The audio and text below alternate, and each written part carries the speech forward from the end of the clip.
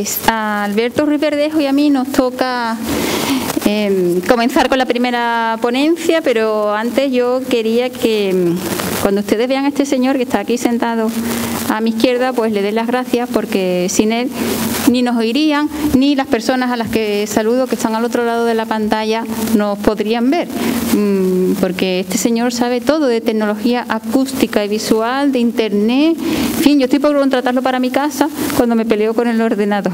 Muchas gracias, Alejandro. Manolo Varia no está, así que voy a presentar yo a Alberto. A mí ya me conocen, yo soy Silvia María Pérez González, soy profesora titular de Historia Medieval de la Universidad Pablo de Olavide. Y bueno, este congreso pues no se hubiese podido montar si yo no hubiera contado con la ayuda fundamental del secretario del mismo, que es Alberto Ruiz Verdejo Beato. Además, tiene una gran virtud. Yo siempre me he quejado de que mi madre era muy pesada, pero es que yo ya le he ganado a mi madre en pesadez, soy súper pesada. Pero el muchacho me aguanta bien y me sigue. Así que yo estoy, además le puedo hablarle como me gusta a mí hablar, sin tener que decir todas las palabras.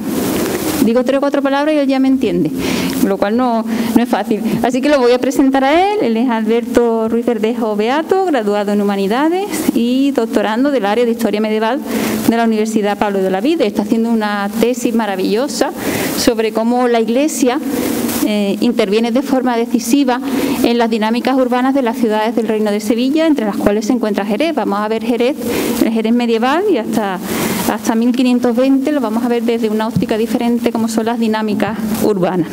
Es miembro del grupo de investigación CEIRA, el UM 686, y recientemente ha obtenido la mención del jurado en el concurso de monografía Archivo Hispalense 2020. También es secretario científico de la revista que dirigimos la Universidad Pablo de Olavide y la Asociación Amigos de los Archivos, Bajo Guadalquivir y Mundos Atlánticos, que publica la universidad que les he dicho. Pues nosotros les vamos a hablar de los conventos, de su vida cotidiana, a partir de una fuente que es fundamental para estudiar el pasado, que son los protocolos notariales. Seguro que ustedes en su casa tienen algún tipo de escritura notarial, pues ese tipo de documentación es la que Alberto y yo hemos estudiado. Estos aquí.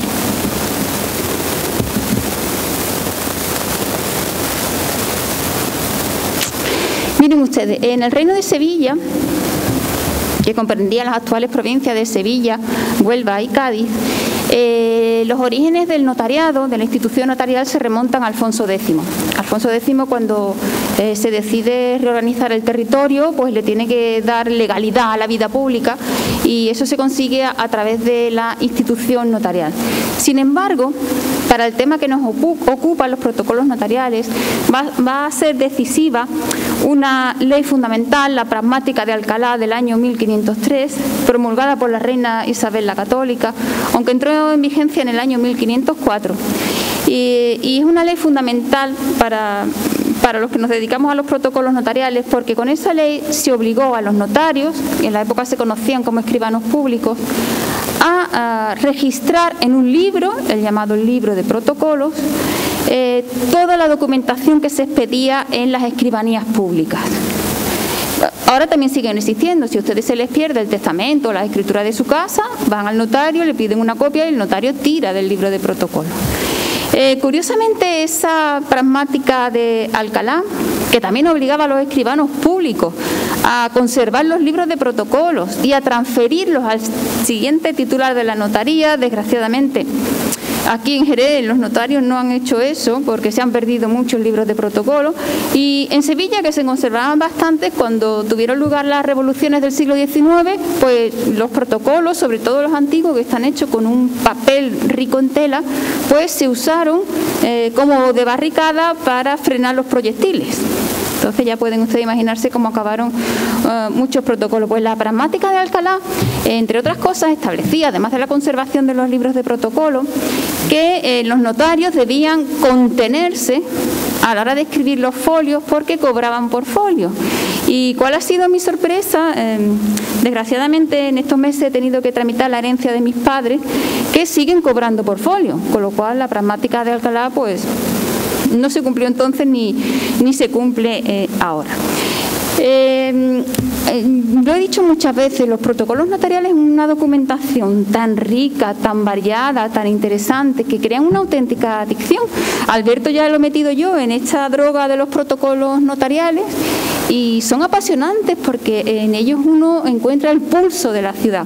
Yo a veces me siento como si me subiera, no sé, a la puerta de Sevilla y desde ella pues contemplara el Jerez medieval, su gente, sus actividades, sus alegrías, sus tristezas.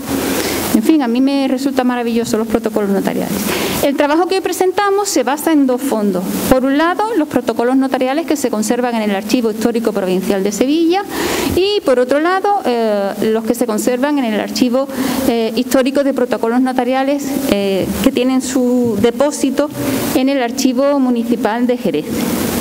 Desde el punto de vista metodológico, no le vamos a hablar desde una perspectiva cuantitativa, es decir, no le vamos a decir cuántos protocolos hay de cada categoría diplomática, sino que vamos a profundizar y vamos a abrir las puertas de los conventos y vamos a ver qué les sucedía a los conventos en su relación con sus conciudadanos, porque básicamente ese era el interés de los conventos por llamar y por acudir a las escribanías públicas.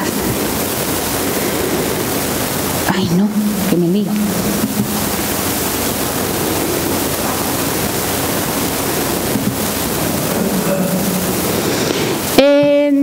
A los miembros de las comunidades conventuales, verán ustedes que uso el término conventual, porque a partir del siglo XIII, cuando cobran vigencia y tienen un éxito absoluto las órdenes mendicantes, pues no podemos hablar de monasterios, porque no son órdenes monásticas, tenemos que hablar, al menos para Andalucía, de órdenes conventuales.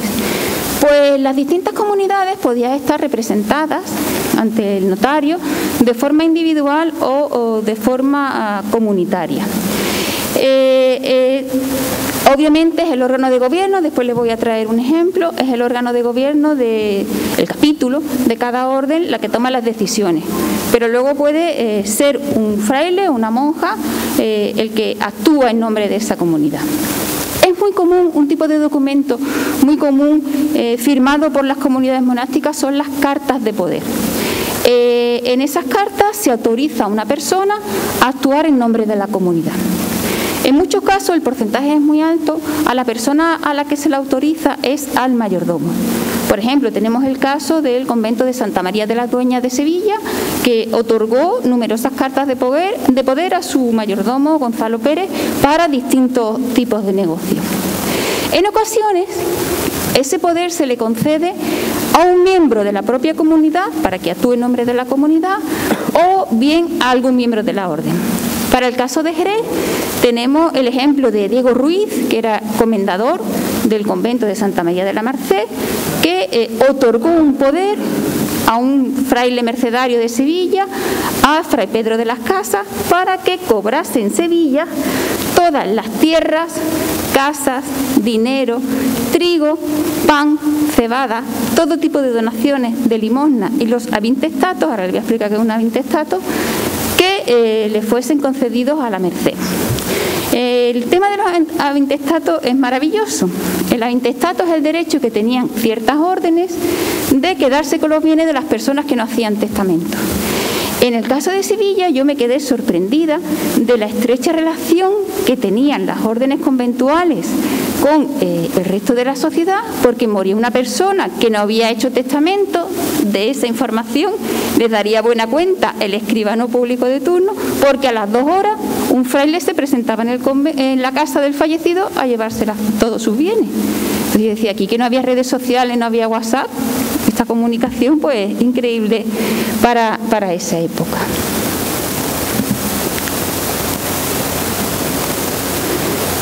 Muy interesante es cuando el escribano público se desplaza al convento para dar fe pública de una reunión de toda la comunidad. Entonces siempre usan la misma expresión, la comunidad se reúne y están ayuntadas, reunidas en su cabildo a campana tañida. Es una campana la que llama a todos los miembros de la comunidad, concretamente del capítulo. ¿Qué nos permite conocer esta información? Pues nos permite conocer la constitución de la comunidad, porque al principio del documento aparecen todos los asistentes. Este protocolo que tienen ustedes ahí pertenece al convento de Madre de Dios, es un protocolo del año 1520, y ahí se nos dice las monjas y los cargos que tenían las monjas que toman una decisión. En este caso es el arrendamiento de unas casas. Ya hubo un autor, en Dupasquier, que estableció una fórmula que, aplicada a estos nombres, nos permite conocer quiénes iban más a los capítulos y quiénes iban menos. Es decir, podemos conocer el grado de asistencia. Y este documento es muy interesante porque al final del mismo firman todas las monjas. Cuando alguien firma es porque sabe leer y escribir. Pues en este documento firman todas las monjas de la comunidad de Madre de Dios. Con lo cual empezamos a romper esa imagen tópica de la monja casi analfabeta de la Edad Media.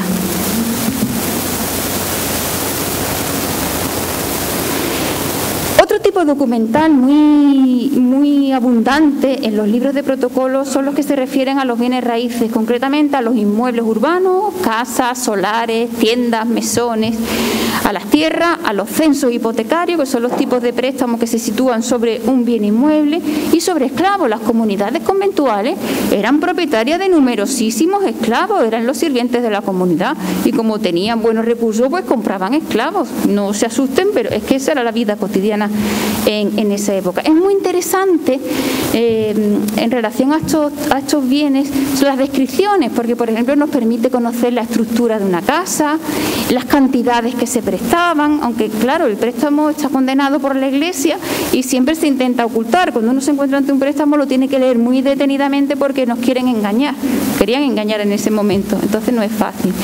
De las tierras conocemos sus extensiones, su localización, a qué cultivos estaban dedicadas, y sobre los esclavos, que tan magistralmente estudió para Jerez de la Frontera el doctor Mingonance junto con José María Abril, pues nos da sus características físicas, porque no deja de ser un bien que mientras mejores características físicas tuviese, pues más valioso era. Este tipo de documentación nos permite conocer el potencial económico y patrimonial que tenían las comunidades conventuales, que para el Reino de Sevilla eran muy ricas, y gracias a este patrimonio pues tenían un enorme poder adquisitivo que invertían en muchísimas cosas.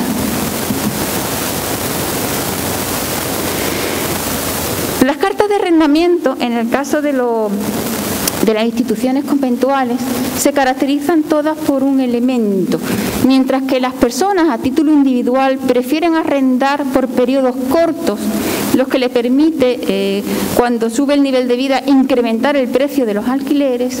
Las comunidades conventuales, al igual que el resto de instituciones eclesiásticas, a nivel de conjunto prefieren el contrato de larga duración, es decir, el contrato de 1, 2 o 3 vidas.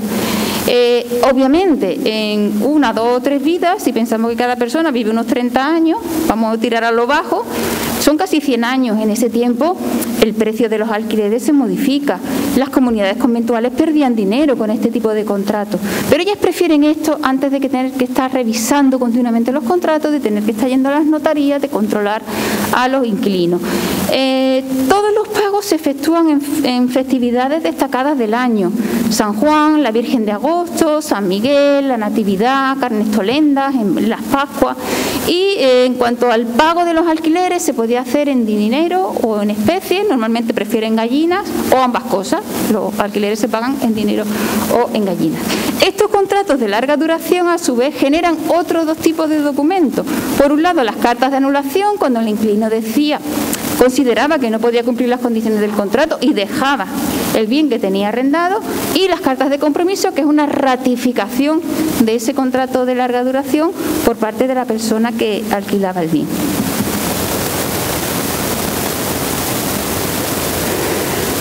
También los conventos pues participaron activamente en el mercado inmobiliario desde la parcela de la compra y venta de inmuebles. He de decir que si estudiamos estadísticamente las compras y las ventas, pues ganan por goleada las compras. Los conventos tienen claro que invertir en ladrillo es lo más rentable y compran muchos inmuebles. Y estudiando este tipo de ventas y sobre todo localizando dónde están los inmuebles, hemos detectado una clara tendencia a adquirir el mayor número de inmuebles que rodean al convento. Eso les permitió ir ampliando considerablemente el espacio conventual. Este mismo sitio en el que estamos, el convento de Santo Domingo, pues llevó a cabo una activa política de compra de bienes inmuebles, solares, casas, alrededor del convento, que le permitió desde su fundación originaria pues ir ampliando considerablemente su espacio hasta alcanzar la magnitud del convento en el que hoy estamos. Y ahora ya le cedo la palabra a Alberto para que él continúe. Muchas gracias y buenos días a todos. Vamos a continuar hablando sobre las cartas de censo o tributo, que como su nombre indica, recogen la cesión de un bien a través de esta fórmula jurídica. Pero se preguntarán ustedes, ¿qué es un censo? Se lo voy a explicar brevemente, a ver si logran entenderlo a la primera o si necesitan 5 explicaciones como necesite yo, y algunas veces todavía tengo dudas. Bien, para que se diera un censo eran fundamentales 2 factores. Por una parte, la existencia de un propietario que como bien dice su nombre, tenía una propiedad, pero que tenía necesidad de dinero físico. Bien saben que muchas veces uno hereda propiedades, uno las posee porque se las transmite un familiar, un ser querido, pero en el día a día su liquidez no es tanta como cabría desear. Por otro lado, es necesario un capitalista que posea dinero suficiente y ahorros y tenga un deseo de invertirlos. Entonces, a través del censo, este capitalista deja al propietario cierta cantidad de dinero, siendo colocada como garante la propiedad de este propietario. A través del censo, el capitalista, que en este caso se convierte en el prestamista, adquiere un beneficio directo, porque este propietario, que a partir de este momento es prestatario, tiene que pagarle anualmente cierta cantidad de dinero en concepto de devolución, entre comillas, de esa cantidad que le ha prestado. Si el prestatario no podía pagar esta cantidad de dinero, el bien colocado como garante pasaba directamente a manos de la persona que había prestado. Por tanto, para el que prestaba, todo eran beneficios. En muchos casos, estos censos se establecían de forma perpetua, es decir, a lo largo de toda la vida de la persona a la que se le había prestado el dinero. Por tanto, si la vida del prestatario era larga, intuimos que el prestador obtenía unos beneficios considerables que en muchas ocasiones incluso superaban al dinero que le había prestado a este propietario. En otros casos, los censos eran redimibles. ¿Qué quiere decir esto? Pues que, pagada una cantidad determinada que se fijaba en el contrato inicial, se podía conseguir la libertad de tributo y poner fin a este pago anual. De una forma o de otra, lo que realmente nos interesa para el tema que hoy nos ocupa, que son las comunidades conventuales, es el hecho de que estamos encontrando cómo los conventos tienen dinero líquido suficiente para prestarlo y para invertirlo, para hacer negocios con él. Además, es muy interesante cómo estas comunidades conventuales, a través de la fórmula del censo y otras fórmulas diferentes de compra de rentas y de crédito, pues estaban sorteando la condena eclesiástica de la usura, que como bien saben les impedía prestar con interés dinero. En muchos casos no tenemos noticia directa del establecimiento de los censos, sino que tenemos noticias de ellos de forma indirecta. Por ejemplo, era muy frecuente que cuando se producía una compraventa de un inmueble, como les ha hablado Silvia, sobre este inmueble que se vendía o que se compraba, depende de la perspectiva desde la que lo miremos, podía haber colocado un censo. Entonces la persona que compraba tenía que obligarse a seguir pagando este censo. El censo no desaparecía con la venta.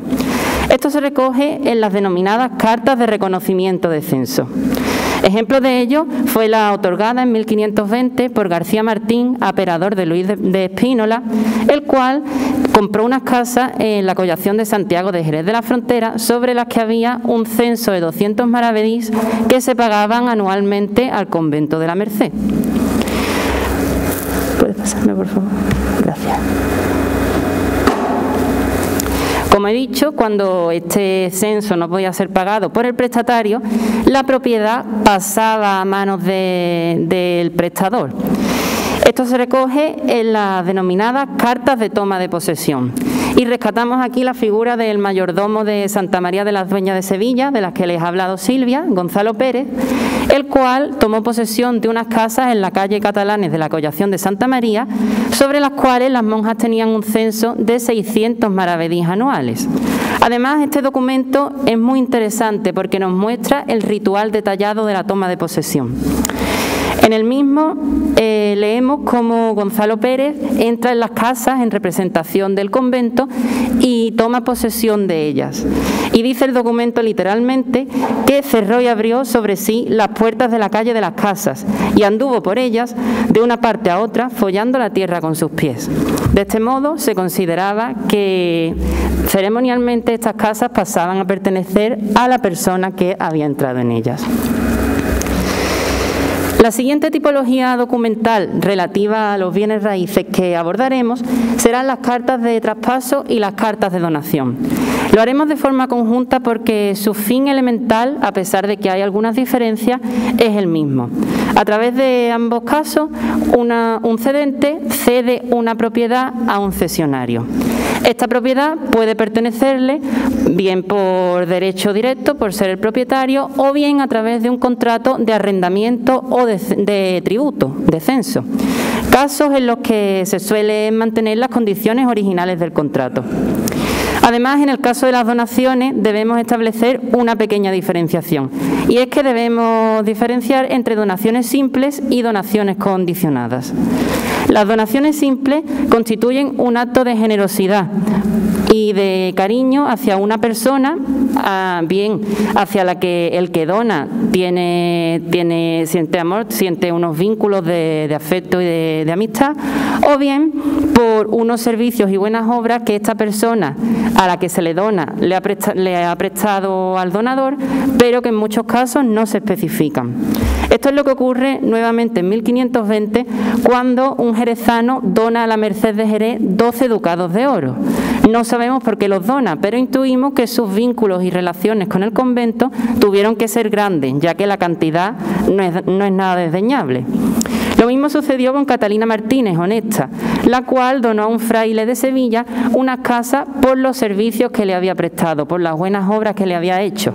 No sabemos cuáles eran estas obras, pero también debieron ser importantes. En el caso de las donaciones condicionadas, sí que se suele buscar algo a cambio. En este grupo se deben clasificar las donaciones pro remedio animae, es decir, las donaciones para rezar por el alma de los difuntos. En el caso de las comunidades conventuales, cuando recibían una donación de este estilo, recibían para sí una propiedad o bien a cambio de que las monjas o los frailes rezaran por el alma del donador o por el alma de algún familiar o ser querido de dicho donador. Este fue el caso de Leonor del Alcázar, tercera dominica, que donó al convento de San Pablo de Sevilla unas casas a cambio de que se les celebraran 5 fiestas anuales. Una el día de la Encarnación, una el día de Santa Catalina de Siena, otra el día de Santo Domingo, otra en Todos los Santos y otra en Fieles Difuntos. Cuando el receptor recibía la donación, debía redactar una carta de aceptación de esa donación.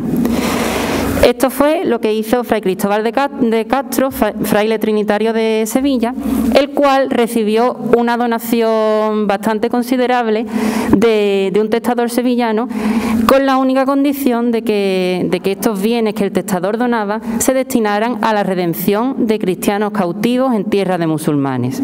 Y es que el cautiverio en tierras del Islam era una de las tragedias públicas de la época, hasta tal punto que la donación para estos rescates llegó a ser considerada una manda forzosa. Sin embargo, la cantidad que este testador donó era bastante superior a lo que se consideraba forzoso, por lo que su compromiso con la salvación de almas de cristianos tuvo que ser bastante sólido y bastante grande.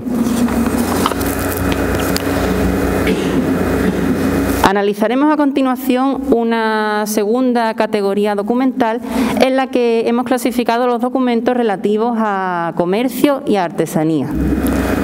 Pásame, por favor, Silvia.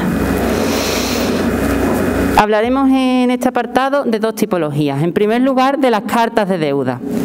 Como su nombre indica, la carta de deuda sirven para reconocer una deuda, pero también para que el deudor se comprometa a pagarla.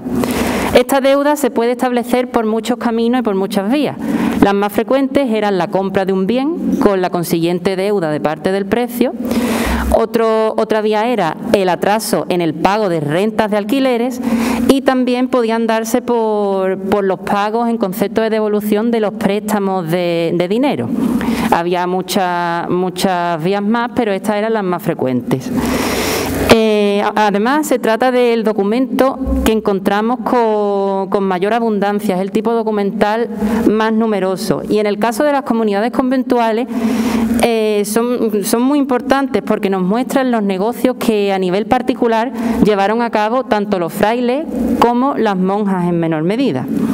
En este sentido, Fray Pedro de Sama, también de la Trinidad de Sevilla, le vendió un caballo rucio a un sedero que se llamaba Domingo Buendía y este acudió al notario para otorgar y para dejar registrado que le debía todavía dinero por esa compra al fraile trinitario.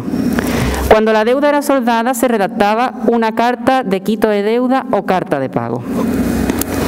En segundo lugar, hablaremos de las cartas de contrato de obra o servicio, más conocidas como cartas de contrato de soldada. En estos documentos, una institución o un particular contrata a un trabajador que puede estar especializado o no para que realice un servicio por un tiempo determinado y por un salario determinado. Esto fue lo que pretendió Fray Juan Tamayo, fraile dominico, el cual contrató a un joven llamado Fernando para que le sirviera, como dice en el documento, en todo lo que él le pidiera, a cambio de alojamiento y un salario de 5.000 maravedís.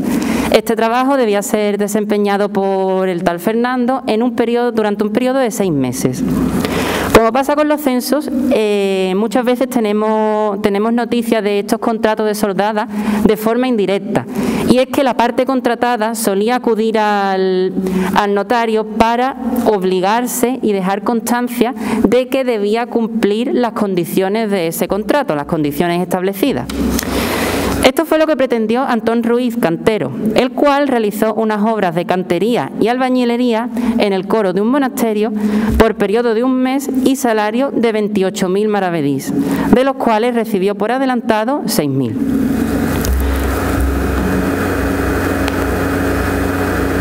Finalmente, hablaremos de otros documentos varios que no tienen lugar en las categorías anteriores, pero que también son muy interesantes para conocer el día a día de la vida conventual. Silvia. Gracias. En primer lugar, nos referiremos a las cartas de testimonio, que, como se intuye, dan testimonio sobre algo. Este testimonio se jura por Dios, por la Virgen, por los Evangelios, por la Santa Cruz y, en el caso de los clérigos, tanto los regulares como los seculares, por las órdenes que habían recibido. Los motivos por los que se podía pedir un testimonio eran muy variados, pero eran muy frecuentes en el caso de delitos, los cuales también ocurrían en el contexto de las comunidades conventuales. Eran comunidades insertas en la sociedad y, como todo miembro de la sociedad, eran víctimas también de estos delitos. En este sentido, Leonor de Medina, priora de Santa María de las Dueñas de Sevilla, acudió al notario para testificar que el sábado anterior al día que testificaba había mandado a su criada, a una joven, al mercado a comprar unos recados que ella le había encargado. Entonces la criada no había regresado al convento hasta el martes posterior a esa compra. Y cuando volvió al convento, la priora la encontró dañada, la encontró en mal estado y ella le dijo que la noche pasada, en la calle de Santa Inés, un hombre que se decía Vallejo la había llevado a una casa y se había echado con ella por fuerza y contra su voluntad. Por desgracia, podemos constatar la actualidad de este tipo de testimonios. Y en último lugar hablaremos de las cartas de dotes, en las cuales se recogen los contratos establecidos entre las familias de las aspirantes a novicias y las instituciones conventuales que debían acogerlas. Las dotes se recoge la naturaleza y la valía material de esos bienes que la familia entregaba para el mantenimiento de la joven. Y es que la dote era un aspecto fundamental para la vida de la mayor parte de las mujeres medievales. Hasta tal punto que Pedro de Carcasona y Leonor de Esquivel, su mujer, colocaron un censo como los que anteriormente hemos visto sobre las casas donde vivían. Gracias a este censo recibieron 5.000 maravedís, los cuales destinaron al mantenimiento del convento de Santa Inés de Sevilla, a cambio de que este convento recibiera a su hija como doncella, como novicia. También es muy curioso el caso del canónigo Diego López de Cortegana, el cual dotó a su hija natural en 1502 con 50.000 maravedís. Esto puede resultarnos chocante, no solo por la alta cantidad con la que dota la joven, sino porque encontramos como un clérigo que se supone que debía cumplir el celibato, manifiesta y reconoce con total naturalidad ante el notario que tiene una hija y que va a dotarla para entrar en un convento. Y es que de los clérigos y en concreto de los conventos hay muchos testimonios oficiales, pero son los protocolos notariales los que nos muestran el día a día de su vida. Y del mismo modo que no se cumplió el celibato en muchos casos, hubo monjas que no cumplieron con el voto de pobreza que tenían asignado desde que habían entrado en la orden. De hecho, no son pocos los casos en los que las monjas se quedaron para sí parte de esa dote que debía ir destinada íntegramente al convento que las acogía. Y ya vamos a concluir. Si la plataforma quiere. Muy bien, pues gracias. Pues como han podido ustedes comprobar en esta breve charla, la vida cotidiana de los conventos, tanto masculino como femenino, pues no tiene nada que ver con el tópico que se ha acuñado en torno a ellos, ni tampoco con las historias oficiales que se escriben de los conventos. Me voy a centrar, para ser muy breve, en el caso de las monjas. Hace un par de años estuve trabajando sobre una fuente que se llama el libro KKK, sobre conventos de dominicas, y en ese convento la imagen que se ofrece de la monja es el de una señora que dedica todo su día a ayunar. No comían nada, estas señoras no comían nada. Cuando iban a comulgar, 24 horas antes y 24 horas después no comían nada. Ayunaban, rezaban y claro, como no comían, pues tenían visiones místicas. Pero los protocolos notariales nos ofrecen una imagen muy distinta. En el caso de las monjas, pues hubo monjas poderosas, instruidas, cultas, que llevaron las riendas de su vida y no permitieron que nadie decidiera por ellas. Muchísimas gracias.